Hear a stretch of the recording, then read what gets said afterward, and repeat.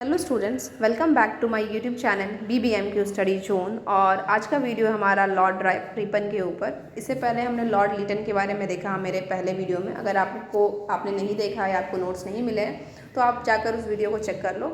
और इसमें पढ़ेंगे हम लॉर्ड रिपन के बारे में। तो लॉर्ड रिपन के बारे में अगर हम देखें तो लॉर्ड लिटन हमने देखा था कि वो एक अच्छे वाइसरॉय नहीं बन सके थे। उनके जो पॉलिसीज़ थे, स्कीम्स जो उन्होंने लाया था इंडिया में, वो लोगों के लिए अच्छा नहीं था और उनका बस शोषण हुआ था लोगों का। लेकिन अब हम रिपन के बारे में जब पढ़ते हैं तो ये बहुत अच्छे वाइसरॉय थे। इन्होंने लोगों की कंडीशन को, मतलब जो यहाँ के लोग थे, इंडियन भारतीयों की कंडीशन को सुधारने के लिए बहुत कार्य किए। हालांकि इन्हें यूरोपियंस ने सपोर्ट नहीं किया उतना हर स्कीम के लिए, हर एक्ट के लिए, लेकिन फिर भी इन्होंने लोगों के लिए बहुत सारा कोशिश किया था ताकि उनका जो लाइफस्टाइल है या फिर जो लाइवलीहुड है वो ठीक हो सके। चलिए थोड़ा इनके बारे में पढ़ें। George Frederick Samuel Robinson Ripon के प्रथम मार्क्वेश एक ब्रिटिश राजनेता थे जिन्होंने 1861 में प्रत्येक लिबरल कैबिनेट की सेवा की। उन्हें आमतौर पर लॉर्ड रिपन के रूप में जाना जाता है। लॉर्ड रिपन ने वाइसरॉय के रूप में अपने कार्यकाल के दौरान स्थानीय भारतीयों की दुर्दशा को कम करने के लिए कई सुधारों की शुरुआत की। इन सुधारों में प्रमुख था स्थानीय स्वशासन की शुरुआत से, लोकल सेल्फ गवर्नमेंट जिसे हम कहते हैं, जो ब्रिटिश भारत में अपनी तरह का पहला सुधार था। इसके लिए उन्हें भारत का अच्छा वाइसरॉय कहा जाता है। तो अगर क्वेश्चन इसमें देखिए कि MCQ क्वेश्चन भी बन रहा है मल्टीपल चॉइस में कि भारत का अच्छा वाइसरॉय कौन था, तो लॉर्ड रिपन हमें याद रखना है। चलिए अब उनके कुछ काम के बारे में देख लेते हैं आगे। लॉर्ड रिपन प्रधानमंत्री FJ रॉबिन्स और लेडी सारा होबार्ट के दूसरे बेटे थे जिनका जन्म 24 अक्टूबर 1827 को हुआ था। उन्होंने अपनी शिक्षा निजी तौर पर प्राप्त की क्योंकि वह स्कूल या कॉलेज नहीं गए थे, तो प्राइवेट एजुकेशन इन्हें मिला था, मतलब घर में ट्यूटर आकर पढ़ाते थे या घर में इन्होंने पढ़ाई की थी। ये कोई भी स्कूल या कॉलेज में नहीं गए थे पढ़ने। ऑक्सफोर्ड विश्वविद्यालय के उन्हें मानद उपाधि प्रदान की। लॉर्ड रिपन 1852 में लिबरल पार्टी के सदस्य के रूप में हाउस ऑफ कॉमन्स के लिए चुने गए। तो देखते हैं 1852 में इनका पॉलिटिकल करियर चालू हुआ जब ये लिबरल पार्टी के सदस्य के रूप में हाउस ऑफ कॉमन्स में चुने गए। हम जानते हैं कि ब्रिटेन में हाउस ऑफ कॉमन्स हुआ करता जिस तरह हमारे यहाँ लोकसभा है, उसी तरीके से। देन पाम्सटर्न के तहत उन्हें कैबिनेट में एक सीट के साथ प्रीवी काउंसलर और युद्ध राज्य सचिव नियुक्त किया गया था। जब 1865 में पाम्सटर्न की मृत्यु हो गई तो लॉर्ड रसेल प्रधानमंत्री बने और उन्होंने फरवरी से जून 1866 तक रसेल के अधीन भारत के राज्य सचिव के रूप में कार्य किया।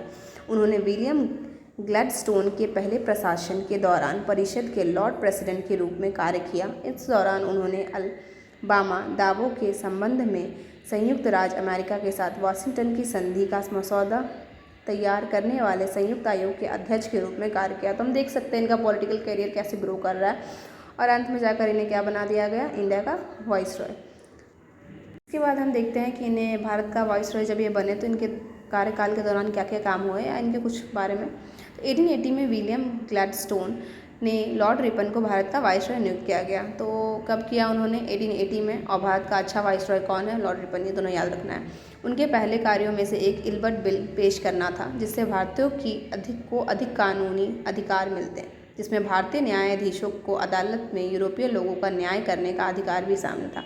देखिए इल्बर्ट बिल कंट्रोवर्सी हुआ था। क्या था कि इल्बर्ट बिल में क्या था कि जो भारतीय होंगे उन्हें ज़्यादा हम कानूनी अधिकार देंगे, मतलब ज़्यादा अधिकार उन्हें मिलेगा, ज़्यादा राइट्स मिलेगा। कैसे? जिससे कि कोई जज अगर इंडियन है तो वो क्या कर सकता है कि अगर कोई यूरोपियन की पेशी हो रही है तो वो उसे जज कर सकता है और बता सकता है, मतलब उस पर न्याय कर सकता है कि गलत है कि सही है। लेकिन ये बात यूरोपियन को पसंद नहीं आई थी क्योंकि यूरोपियन जो थे वो पहले से ही खुद को बहुत ज़्यादा सुपीरियर समझते थे। उन्हें लगता था कि उनके जैसा कोई नहीं है और इंडियंस जो भारतीय हैं वो उनसे कम है, मतलब पढ़े लिखे कम है, उनके पास पैसा नहीं है, दिमाग नहीं है। इसके चलते उन्हें यूरोपियंस को ये बात पसंद नहीं आई थी कि उन्हें कोई इंडियन जज उन्हें देखेगा, उन्हें मतलब जज करेगा। सो इसके बेसिस पे क्या हुआ था कि यूरोपियंस ने इसे सपोर्ट नहीं किया था इल्बर्ट बिल को। देन था उनके अनेक अन्य प्रयासों में से एक किसानों की स्थिति में सुधार करने के लिए बंगाल भूमि किराएदारी विधेयक पेश करना था, जो बंगाल किराएदारी अधिनियम 1885 बन गया। इसके अलावा लॉर्ड रिपन ने 1878 के अलोकप्रिय वर्नाकुलर प्रेस अधिनियम को निरस्त कर दिया था। तो वर्नाकुलर प्रेस अधिनियम को, जो प्रेस एक्ट था, उसको भी निरस्त कर दिया, हटा दिया। और इन्होंने क्या लाया था? बंगाल किराएदारी अधिनियम लाया था 1885 का, जिसके तहत इन्होंने किसानों की स्थिति को सुधार करना चाहा था। तो हम देख सकते हैं कि ये भारतीयों के लिए काम कर रहे हैं, इसलिए इन्हें अच्छा वाइसरॉय भी कहा जाता था।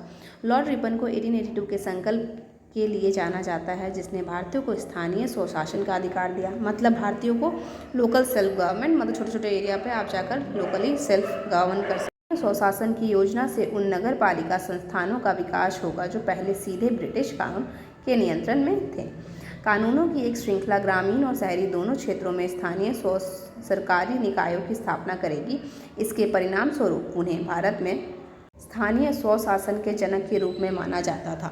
तो देखिए एक और एमसीक्यू हमें मिलता है कि स्थानीय स्वशासन के रूप में, जनक के रूप में किन्हें माना जाता था, तो लॉर्ड रिपन थे। ठीक है, तो देखिए हम अगर पढ़ते हैं तो एमसीक्यू अगर करते चले तो हमें जब एग्ज़ाम के टाइम जो हम परेशान होते हैं कि एमसीक्यू क्या आएगा, तो उसमें दिक्कत नहीं होगी क्योंकि एमसीक्यू कहाँ से बनता है, ये सबसे बनता है। ठीक है, देन लॉर्ड रिपन के अन्य सुधारों में विलियम विल्सन हंटर के नेतृत्व में हंटर आयोग शामिल था, जिसने शिक्षा के प्राथमिक और माध्यमिक दोनों स्तरों पर बड़े पैमाने पर शैक्षिक सुधारों का आह्वान किया। और 1881 का पहला कारखाना अधिनियम, जिससे स्थानीय कारखाने के श्रमिकों के काम के घंटों को कम कर दिया। तो हम देख सकते हैं कि इन्होंने बहुत सारे काम किए हैं जो लोगों के हित में थे, भारतीयों के हित में थे, और इन्हें अच्छा वाइसरॉय भी कहा जाता है इसी के चलते। तो देखिए क्वेश्चन तो नहीं आना चाहिए ऐसे कि अच्छा वाइसरॉय क्यों कहा जाता था, बट ऐसा क्वेश्चन आ सकता है कि वो क्या क्या किया इन्होंने viceroy, as a viceroy India का। तो ये सब आप लिख सकते हैं हंटर कमीशन के बारे में, जो भी हंटर आयोग के बारे में हिंदी में, फिर बंगाल की रायदारी अधिनियम के बारे में, इल्बर्ट बिल के बारे में, फिर इनका 1882 का संकल्प जिसने लोकल सेल्फ गवर्नमेंट, मतलब स्थानीय स्वशासन के जनक के रूप में जाना जाता है। लॉर्ड रिपन ने मद्रास वन विभाग के पुनर्गठन और भारत में व्यवस्थित वन संरक्षण के विस्तार में भी महत्वपूर्ण भूमिका निभाई थी। चलिए हम यहाँ तो हमने देख लिया कि उन्होंने क्या क्या काम किया था। अब इसके बाद 1882 का संकल्प है, जिससे मैंने आपको बता दिया स्वशासन के, मतलब स्थानीय स्वशासन के लिए जनक कहा जाता है। तो इसके बारे में कुछ लिखा हुआ है थोड़ा सा, तो आप इसे रीड कर लेना। देन आता है हमारा इसके बाद हंटर शिक्षा आयोग के बारे में। तो लॉर्ड रिपन ने 1882 में विलियम विल्सन हंटर के नेतृत्व में हंटर कमीशन की स्थापना की थी। इसके बाद है आपका इल्बर्ट बिल, मैंने इस इल्बर्ट बिल के बारे में आपको बता ही दिया। अब आता है हमारा अंत में निष्कर्ष। लॉर्ड रिपन का वाइसरॉय के रूप में कार्यकाल 1884 में समाप्त हो गया। 1880 में चालू हुआ, 1884 में समाप्त हो गया और वो इंग्लैंड लौट आए। उन्होंने 1873 से 1906 तक प्रिंस ऑफ वेल्स की पहली स्वयंसेवी बटालियन के मानद कर्नल और यॉर्कशायर के नॉर्थ राइडिंग के लॉर्ड लेफ्टिनेंट सहित कई महत्वपूर्ण पदों पर कार्य किया। वो कुछ समय के लिए एक फ्रीमेसन भी थे, जिन्होंने प्रांतीय ग्रैंड के रूप में सेवा की थी। 1861 से 1869 तक वेस्ट राइडिंग के मास्टर और इंग्लैंड के यूनाइटेड ग्रैंड लॉज के डिप्टी ग्रैंड मास्टर और अंततः 1870 तक ग्रैंड मास्टर के रूप में। 1904 से 1909 में उनकी मृत्यु तक वो लीड्स विश्वविद्यालय के चांसलर भी थे। उन्हें Saint Mary church Studley Royal में दफनाया गया था और उनके इकलौते बेटे फ्रेडरिक ने उनका उत्तराधिकारी बनाया। कलकत्ता में रिपन स्ट्रीट का नाम उनके नाम पर रखा गया था। मुंबई में रिपन क्लब, जिसकी स्थापना 1884 में पारसियों ने अपने समुदाय के सदस्यों के लाभ के लिए की थी। हम देख सकते हैं इनका बहुत ज़्यादा इंपॉर्टेंस है। इन्होंने बहुत सारे काम भारतीयों के हित के लिए किया था और इन्हें अच्छा वाइसरॉय भी कहते थे। तो चलिए आई होप कि आपको वीडियोस अच्छा लगा हो। और हाँ, लास्ट में हमेशा कहती हूँ कि नोट्स में आपको डिस्क्रिप्शन में डाल दूँगी, आप वहाँ से चेकआउट कर सकते हो। और गाइस अगर वीडियो अच्छा लगता है तो प्लीज़ लाइक और सब्सक्राइब करो चैनल को, हो सके तो शेयर भी करो वीडियो को, ताकि और भी लोगों को मदद मिल सके। और अपने लैंग्वेज में लिखो। चलो, थैंक यू।